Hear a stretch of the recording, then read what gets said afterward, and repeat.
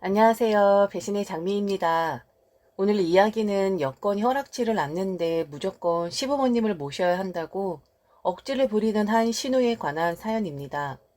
그런데 이 시누이 좀 모순점이 많은 사람인 것 같습니다. 이익을 본 사람은 따로 있으면서 아무 잘못 없는 올케만 쥐잡듯이 잡아대는 것 같은데요. 왜 올케에게 화풀이를 하는 건지 이해를 할 수가 없네요. 과연 이 집안에 어떤 사정이 있었는지 사연 속으로 들어가 보겠습니다. 결혼한 지는 이제 막 8년이 되어가고 아들 하나 키우고 있는 엄마입니다. 요즘 저는 세상 살 맛이 하나도 나질 않습니다. 합당한 이유 없이 어떠한 사람의 모함을 받고 있고 미움을 받고 있거든요. 그 사람은 제가 그렇게나 미운가 봅니다. 왜 저를 미워하는 건지, 왜 저를 얄밉게 생각하는 건지 저는 이해를 할 수가 없고요. 그래서 따지고 들면 억지스러운 모습을 보이면서 제게 이야기를 합니다. 이런 게 지금 신우의 짓이라고 생각하는 거야? 정말 신우의 노릇하는 것도 힘들다. 무슨 말만 하면 다 신우의 짓 하고 있다고 비난만 하는 건데 내가 틀린 말 했어? 당연히 네가 우리 집의 유일한 며느리인데 이제 늙어서 힘 다 떨어진 시부모님 모셔야 하는 거 아니야? 언제까지 나한테 맡겨놓기만 할 생각인데. 그리고 내가 모를 줄 알아? 다 네가 일을 꾸미고 있는 거잖아. 내 동생은 우리 부모님 모셨으면 하는데 네가 지금 가로막고 있는 거잖아. 걔가 얼마나 착한데 감히 나나 우리 부모님한테 그럴 위인이 되질 못한다고. 다른 사람들이 아무리 나를 욕을 한다고 해도 내 속을 알 순 없지. 너는 정말 못된 것이고 얄미운 것이야. 착한 척 약한 척 하면서 네가 주위 사람들 눈속임 하는 거 나한텐 절대 안 통해. 난 네가 정말 역겨운 인간이라고 생각하거든. 한마디로 너는 재수없는 년이야. 알아? 저한테 욕하지 마세요. 말 좀 가려서 하시라고요. 도대체 어디까지 선을 넘을 생각이세요? 그리고 그이가 확실하게 이야기를 했잖아요. 모시기 싫다고, 인연 끊어버리고 싶다고. 그때 확실하게 듣지 않으셨어요? 저를 비난하고 저를 욕하기 전에 형님이 그동안 하셨던 행동들에 대해서 먼저 반성을 하시라고요. 재수없는 것이라고요? 제 인생을 보면 제가 재수만 없겠어요? 저는 매일매일이 똥밭에 구르고 더러운 시궁창호를 뒤집어 쓰고 있는 것 같다고요. 그러니까 이제 형님도 그 입 좀 다무세요. 제게 하나밖에 없는 시누이는 저를 매일같이 저주하고 악담을 퍼붓습니다. 물론 저도 물러서지 않고 시누이에게 맞대응을 하고 있죠. 저렇게 서로 악담이 오가는 이유는 제가 시부모님을 나몰라라 한다는 거였습니다. 저도 사정만 허락이 된다면 당연히 시부모님 모시고 싶습니다. 그런데 지금 저희 사는 곳에서는 절대로 시부모님을 모시고 살 수가 없습니다. 현실적으로 불가능한 것을 알고 있는데 시누이가 저렇게 몰아붙이는 것은 바로 제가 친정에 손을 벌렸으면 하는 기대감 때문이었습니다. 지무덤 지갑하고 들어간 딸내미인데 무슨 염치가 있다고 제가 감히 저희 친정 부모님께 손을 벌릴 수가 있겠습니까? 그래도 처음엔 이 정도 수준까지 오게 될 거라고는 생각지도 못했습니다. 살짝 어긋나 있긴 했었지만 분명히 바로 잡을 수 있을 것이라 생각을 했었는데 뜻한 대로 흘러가지 않는 것이 바로 인생사더군요. 만남에서는 별 문제 없었지만 결혼이란 것을 하면서 제대로 인생에 꼬여버린 제 이야기를 들려드리겠습니다. 남편과는 2년 정도 교제를 하고 결혼을 약속했습니다. 슬슬 양가에 인사를 하고 결혼을 준비를 해야 하는데 결혼을 하자는 말만 하고는 더 이상 진척이 되는 상황을 만들질 않더라고요. 무슨 사정이 있나 싶어 기다렸지만 결국 성격 급한 저는 남편에게 화를 내고 말았습니다. 저 가지고 장난 그만하고 결혼을 할 건지 아니면 헤어질 건지 양당 간에 결정을 해달라고 말이죠. 그때 남편이 이야기를 하더군요. 그동안 결혼 이야기는 했으면서 더 이상 진행을 하지 않았던 이유를 말이죠. 아, 정말 이 말을 어떻게 할지 모르겠어. 그런데 이거 하나만 믿어줘. 난 정말 잘해보려고 당신한테 많은 걸 해주기 위해서 그렇게 했었던 거야. 사실 당신한테 결혼 이야기 하기 전까지만 해도 목돈이 좀 있었거든. 결혼 전에 좀 더 불려볼 생각에 그걸 주식에 투자를 했는데 분명히 대박 터지는 주식이라고 했었거든. 아, 내가 정말 미쳤던 건지 그때 머리가 어떻게 됐던 건지 아니면 들떠서 그랬는지 몰라도 아무 의심 없이 전 재산하고 빚을 내서 그곳에 몽땅 털어 넣었는데 미안해 정말 그게 잘못돼서 지금 내 자금 수준이 마이너스야. 그래서 당신한테 더 이상 아무 말도 못하고 있었어. 아 정말 미안해. 죽을 죄를 졌어. 나는 정말 잘해보려고 한 거였었는데 일이 이렇게 되어버렸어. 그래서 말인데 자기야. 당연히 자기한테 화려한 결혼식을 치러주고 싶었었는데 지금 우리 사정이 여의치가 않잖아. 그렇다고 자기랑 헤어지고 싶은 마음은 추호도 없고 우선 우리 소박하게 결혼해서 함께 다시 시작하는 게 어떨까? 정말 다시는 딴짓 안 하고 주식도 안 하고 정말 열심히 성실하게 유행 바라지 않고 살도록 할게. 제발 나를 좀 살려줘라. 어? 남편이 한심해 보이기도 했었지만 그의 말에서 진심이 느껴지긴 했습니다. 그렇게 위험을 감수하고라도 목돈을 만들려고 했었던 남편의 마음을 10분 이해는 되었으니까요. 빚이 얼마이든지 상관없이 처음에 소박하게 시작해서 서로 허리띠 졸라매고 살면 갚는 것은 문제 없을 것이라 생각했고 어려운 때일수록 힘이 되어야 하는 것이 진정한 연인이라고 생각을 했었습니다. 그때 당시 냅다 도망을 갔었어야 했는데 제가 미련을 떨었던 것일 수도 있고요. 하지만 만일 그때로 다시 돌아간다면 저는 같은 결정을 내렸을 것이 분명합니다. 그래도 아들이 태어나고 몇 년은 행복했었습니다. 둘 다 나름 건실한 기업에 다니고 있었고 남편 또한 제가 모르는 뻘짓을 하진 않았기에 빚도 갚고 아이가 더 크기 전에 조금만 더 큰 평수로 이사를 가야지라는 계획을 세우기도 했었죠. 한 푼 두 푼 소비를 줄이며 남편의 마이너스 인생을 플러스로 바꾸기 위해 둘 다 열심히 노력을 했었습니다. 팍팍한 삶이긴 했지만 갚아 나가는 것이었기에 희망이 있다고 생각을 했었어요. 하지만 시댁의 유일한 아들이었고 시부모님을 봉양해야 한다는 책임이 있었던 남편은 항상 고민이 많았었죠. 당시 시아버지는 일을 하고 계셨지만 워낙에 연세가 있으셨던 터라 언제까지 일을 하실 수 있다라는 보장은 없는 상태였습니다. 언젠간 저희가 모셔야 하는 것이고 언젠간 오롯이 저희가 시부모님을 보살펴 드려야 했던 것이었죠. 빚은 갚아 나가고 있었지만 시부모님을 생각하면 남편은 걱정이 많이 되었을 겁니다. 저도 이해를 못하는 바는 아니었지요.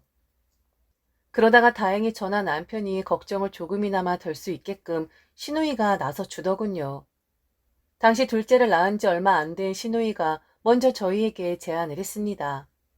시부모님을 본인이 모시고 살고 싶다면서 말이죠. 애들 키우는 게 쉬운 게 아니잖아. 엄마 아버지 함께 계시면 우리 애들도 돌봐주실 것이고 게다가 엄마가 밥이라도 해주시지 않을까 싶어. 나도 어느 정도 몸만 회복되면 바로 일을 해야 하는데 우리 시댁 같은 경우에는 손주들 봐주는 거 질색팔색을 하거든. 예뻐할 줄만 알지 기저귀 한번 갈아주는 법이 없다니까. 올케는 시부모님 잘 만난 줄 알아. 그리고 더불어 시누이도 잘 만난 줄 알고. 어떤 시누이가 며느리 두고 부모님을 모시겠다고 하겠니? 안 그래? 암튼 그래서 아예 우리 부모님을 모시고 살면서 우리 애들 보여주지도 않으려고. 완전 꼴사나운 시댁 식구들이거든. 확 인연을 끊어버리고 싶은데 그럴 수도 없고. 암튼 엄마 아버지가 우리 집에 계시면 내가 핑계대기도 좋잖아. 시댁에 자주 안 가도 뭘 하겠어? 지금 당신들 손주들 보느라 우리 엄마 아버지가 이렇게 고생을 하고 있다고 생색 좀 내지 뭐. 그러니까 내가 엄마 아버지 모시고 살아보도록 할게. 남편과 제 마음의 짐으로 계셨던 시부모님을 시누이가 모시고 살겠다고 자초를 하니 다행이면서 감사했습니다. 결혼을 한 여자가 시부모님을 모시고 사는 것이 아니라 친정 부모님을 모시고 산다는 것은 쉬운 일이 아니니까요. 쉽지 않은 결정을 내려주신 두 분이 너무 남달라 보이더군요. 정말 그렇게 하셔도 되겠어요? 저희야 그렇게 해주신다면야 너무 감사드리죠. 그동안 이 사람이 말은 안 했었지만 항상 어머님, 아버님 걱정이 컸었거든요. 그런데 형님 시댁에서 아무 말씀 안 하실지 그게 걱정이네요. 뭐 내가 내 부모 모시고 산다는데 뭔 상관이람? 그리고 우린 둘째잖아. 상대적으로 시부모님을 모셔야 한다는 부담도 적고 우리까지 나설 필요도 없는 거라고. 그리고 우리 시댁하고 나는 전혀 맞지 않는 사람들이라서 아마 내가 모시겠다고 해도 그분들이 거절하실걸? 내 성격이 좀 모나긴 했잖아. 그래도 뭐든지 계기가 중요하고 체면이 중요한 법이잖아? 그래서 우선 우리 집은 엄마랑 아버지랑 함께 살기엔 좀 비좁기도 하니까 부모님 집을 정리해서 돈을 합쳐서 이사를 갈 생각이야. 우리가 작은 집에서 큰 집으로 가면 아무래도 시댁에서도 우리 부모님을 얕잡아 보진 않겠지. 그 사람들은 우리한테 그렇게 못해주니까. 엄마 아버지도 그렇게 하시겠다고 하더라고. 그리고 옳게 말로만 고맙다고 하지 말고 좀 성의를 보여야 하는 거 아니야? 올케 입장에서는 시누이인 내가 올케의 걱정거리를 치워주는 것이나 다름없는데 이렇게 맨입으로 쓱 닫는 건 아니지? 이제 내가 평생 모시고 사는 것이나 다름없는데 고작 감사하다는 말로 되겠어? 우리 계산은 좀 하고 살자. 올케 그렇게 아끼다가는 나중에 양심 없는 며느리로 찍히게 된다. 아이가 어느 정도 클 때까지만 시부모님을 모시는 줄로만 알았는데 시누이 생각은 그게 아니었던 모양이더라고요. 분명히 제게 평생 시부모님을 모실 것이라고 말씀을 하셨고 그 대가로 제게 성의조로 얼마간이라도 돈을 해달라고 말씀하셨습니다. 그 평생 모시고 사시겠다는 이야기는 분명히 남편도 들었던 내용이었고요. 그래서 저희는 넉넉하진 않았지만 시누이가 이사하는데 돈을 해드렸습니다. 당연히 그 정도는 해야 하는 것이라고 생각을 했어요. 시누이 말 맞다나 제가 안고 가야 할 짐을 시누이가 대신 떠안은 것은 사실이었으니까요. 이제는 저희만 얼른 남편의 빚을 청산하고 여부란 듯이 살아가면 되는 것이었습니다. 그때까지만 해도 시누이와 시부모님의 합가의 결정은 제게는 행운이라고 생각을 했었고 걱정거리가 사라지고 나니 힘도 더 나는 것 같아 일에 더 매진을 할 수가 있었습니다. 한 몇 년 동안은 무탈하게 지낸 듯 했었습니다. 하지만 최근 상황은 매우 급박하게 변화되고 말았죠. 시누이와 시부모님 합가로 인해 저는 더 고통을 받아야만 했었거든요. 언젠가부터 시누이는 제게 전화를 걸어 성토를 합니다. 제게 섭섭하다고 말이죠. 옳게 어떻게 한 번을 안 와보니? 엄마 아버지가 궁금하지도 않아? 게다가 그놈의 자식은 이제 아들 노릇 아예 안 할 거래? 누나가 부모님 책임져 주니까 지는 자식도 아니래? 정말 둘 다 너무하는 거 아니야? 엄마 아버지랑 통화한 적 언제야? 옳게도 생각 안 나지? 이럴 줄 알았어. 그러니까 이렇게 천하태평이지. 아버지 일 관두셨어. 이제 연로하시기도 하고 밤 근무하시는 게 힘이 붙이신지 지난주 일요일자로 다 정리하셨다고. 나는 좀 더 일을 하실 줄 알았는데 역시 나이는 어쩔 수 없나 봐. 그래서 말인데 그동안 엄마 아버지에게 드렸던 용돈 있지? 그거 2배로 올려서 줘야 할 것 같아. 물론 내가 더 쓰면 되고 내 부모니까 챙기면 되는 건데 내가 처음에도 얘기했었지. 모든 게 체면하고 연관이 되어 있는 거라고. 우리 집에서 살고 계신데 만일 용돈까지 우리가 챙겨드린다고 시댁 식구들이 알면 우리 집을 어떻게 생각하겠어. 돈 없고 오갈 데 없는 노인네들이 딸내미한테 빌부터 산다고 하지 않겠어? 암튼 용돈은 2배로 올리고 그리고 아버지가 소일거리로 닭을 키워보고 싶으시대. 우리 집 앞에 작게 텃밭 있잖아. 그런데 부화를 해보고 싶다고 하시네. 그 뭐냐 부화기 기계 인터넷으로 찾아봐서 하나 시켜서 우리 집으로 보내도록 해. 좋은 건 60만 원까지 가던데 그 정도까진 필요 없고 한 20에서 30만 원 선이면 되지 싶어. 이게 아버지 생각에 소일거리겠니?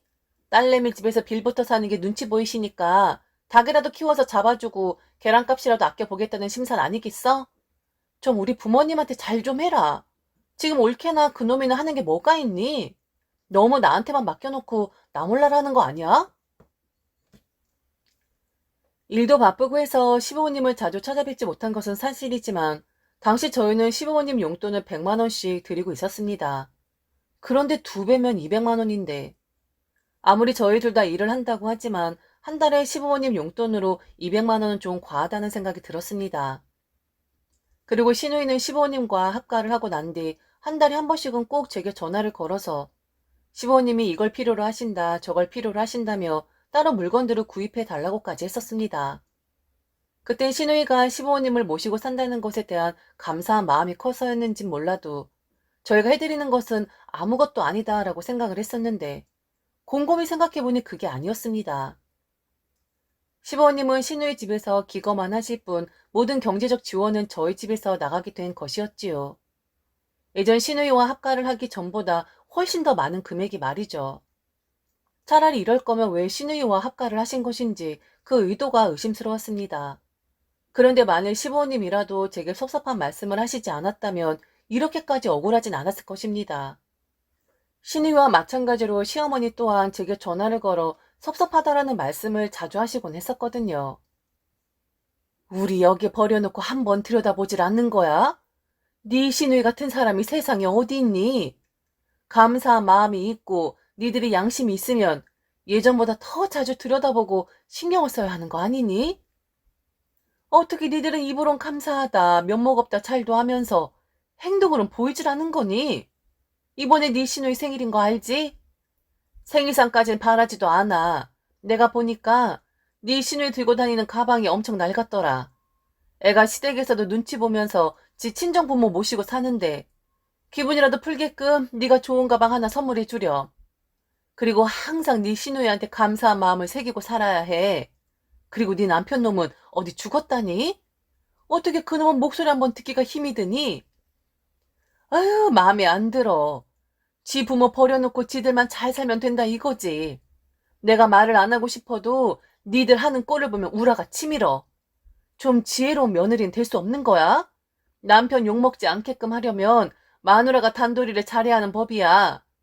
암튼 가방 잘 사서 보내고 네 시누이 기분 풀어지게끔 생일 당일에도 꼭 생일 축하한다고 전화해주고 또 정신없다고 잊지 말고 알겠니? 혹 때려다 혹을 더 붙인 격이었습니다. 교묘하게 시누이 그리고 시어머니는 번갈아 가면서 뜯어먹으려고 달려드는데 얼마나 정신없게 사람을 만들었는지 지금에서야 저는 그들의 어두컴컴하고 비열한 속내가 보이기 시작하더군요. 가끔 시어머니는 연극 아닌 연극도 하십니다. 시누이 집에 빌붙어 사는 본인들 처지가 너무 한스럽다고 하시면서요. 그리고 꼭 말미에는 시누이 기분 좋아지라고 시누이 기분 좀 풀게 하라고 이것저것을 요구를 하셨었죠. 왜 그때는 몰랐을까요? 단지 시부모님을 모시지 않아도 된다는 것에 안도를 해서 제가 정신이 어떻게 되어 버렸던 것일까요? 시누이와 시부모님의 합가 후 가장 이득을 본 사람은 바로 시누이였고 가장 손해를 본 사람은 바로 저희들이었습니다. 감사하다고 면목 없다고 머리를 조아리던 저희들이 가장 최대의 피해자였던 셈이었죠. 그러다가 결국엔 일이 터지고 맙니다. 시누이가 시부모님을 이제 모시고 가라고 압박을 하기 시작했거든요. 본인은 할 만큼 했다 이거였습니다. 게다가 이제는 본인의 아이들도 웬만큼은 커서 시어머니의 도움이 필요가 없다는 것이었죠. 이런 억지가 어디 있습니까? 시누이 집은 시부모님의 집을 정리한 돈이 함께 들어가 있는 곳인데 어떻게 그게 시누이만의 소유가 되겠습니까? 당장이라도 시부모님을 내쫓을 것 같은 기세로 저와 남편에게 소리를 치는데 날벼락도 이런 날벼락이 없었습니다. 그리고 또한 시누이는 말도 안 되는 소설 같은 이야기를 재개하며 몰아붙였습니다. 둘 다 잘 벌잖아. 그럼 이제 엄마랑 아버지 책임져야 하는 거 아니야? 내가 그동안 했으니까 그동안 돈 많이 벌어 놓았을 거 아니야. 그리고 이사 안 가는 것도 내가 봤을 땐 다 쇼 같은데? 아니야? 둘 다 직장 좋고 둘 다 버는데 돈이 없다는 게 말이 돼? 그러니까 이젠 엄마 아버지 책임져. 나 할 만큼 했잖아. 평생 모시겠다고 한 것도 아닌데 어쩜 그렇게 모른 척을 할 수가 있니? 나도 이제 시댁이 눈치 보여서 더 이상 안 되겠어. 그러니까 얼른 엄마랑 아버지 모시고 가. 엄마 아버지도 이제 아들이랑 살고 싶으시대. 그분들 뜻이 그렇다고. 제가 무슨 이야기를 할 수 있었을까요? 만일 저희가 모셔야 한다면 모셔야 하겠죠. 하지만 그건 제가 결정할 문제는 아니라고 판단을 했습니다. 그래서 저는 남편과 이야기를 하시라고 제게는 더 이상 말씀을 하시지 말라고 했는데 시누이는 계속해서 억지를 부렸습니다. 올케한테 잡혀 사는 놈이 무슨 힘이 있다고 지금 그놈한테 결정권을 떠넘기니? 그 착하고 미련스러운 놈은 지 마누라가 시키는 대로만 하겠지. 난 지금 올케 마음 씀씀이에 대해서 비난을 하는 거야. 내 동생 올케랑은 벌벌 떨잖아. 결혼 전에 뭐 책 잡힌 것이라도 있는 것처럼 올케 말이라면 아주 뭐 신의 말처럼 떠받드는 것 같더만. 그런 놈한테 내가 무슨 이야기를 하니? 이건 다 올케 잘못이고 올케가 마음을 곱게 쓰지 않은 탓이야. 올케는 며느리의 도리가 뭔 줄이나 아니? 하긴 며느리로 살아봤어야 그게 삶아 먹는 건지 구워 먹는 건지 분간을 하지. 아니면 그렇게 모시기 힘들면 돈을 더 내놓던지 아니면 친정에다가 지원을 좀 해달라고 해. 우리 엄마 아버지 나한테 버려놓고 올케 부모님한테만 잘하고 있는 거 나도 다 알거든? 그동안 시부모님 대신에 올케 부모님한테 잘했으니까 우리 동생 몫으로 좀 떼어달라고 하라고. 제가 가타부타 말하는 것 자체도 치졸해 보였고 저는 남편에게 신우이가 한 말을 그대로 전달을 했습니다.